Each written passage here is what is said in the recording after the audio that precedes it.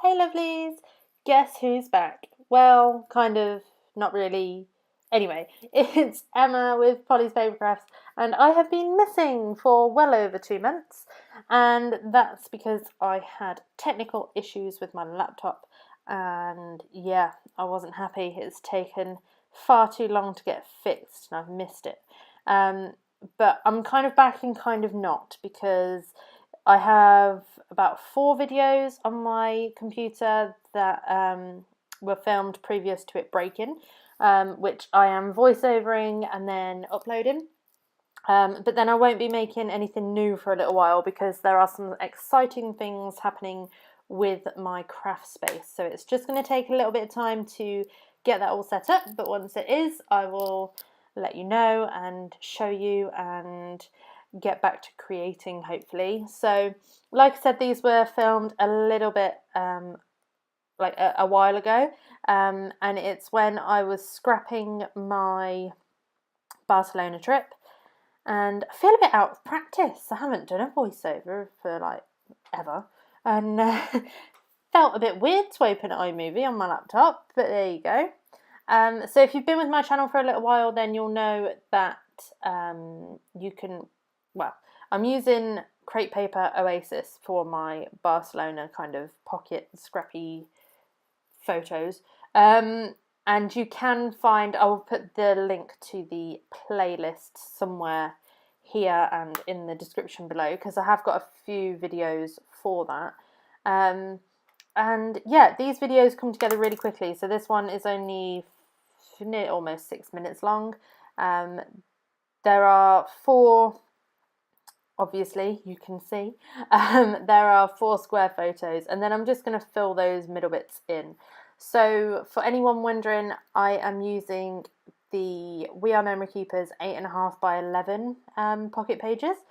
So sometimes the sizes work out a little bit strange because obviously they're not round numbers. So like 8.5 by 11, I think those photos, like the 4 square photos, I think they are 4 by 4. No, that can't be right. Yeah, 11. This is where my maths comes in.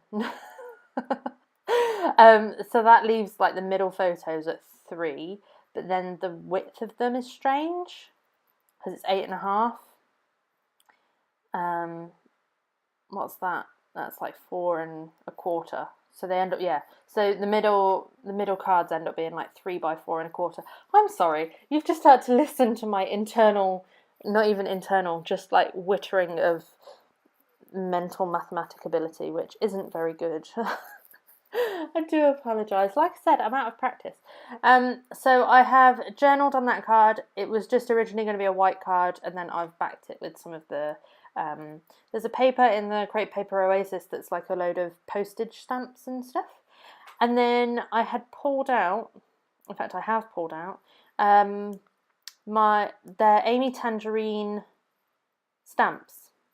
And I don't know whether anyone else has these stamps and what you think of them, but they feel really oily, and I don't know whether that's me or no, they're not even Amy Tangerine ones, they're Chanel ones. But I do have the Amy Tangerine ones off to the right there. You can see the little heart on the plus side, and the plus sign rather.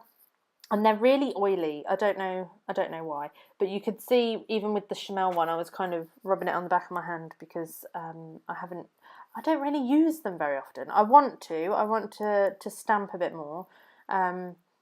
But yeah, so I'm using the Kelly Perky inks as well. I bought 3 packs of the 1-inch cubes quite a while ago, but I really like those because they're a dye ink, I believe. I do have a tin of the Tim Holtz mini distress inks, which I really like for techniques. You can do watercolours with them and you can mist them and everything else, but they're not very good for like solid stamping because they're water based.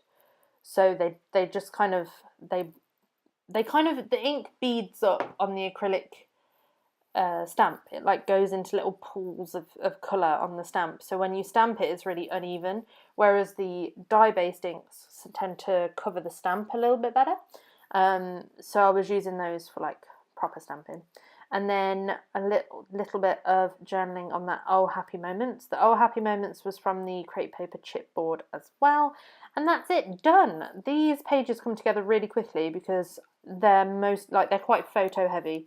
I took a lot of photos in Barcelona, an awful lot of selfies actually. Oh, funny story, that La Casa del Chocolate.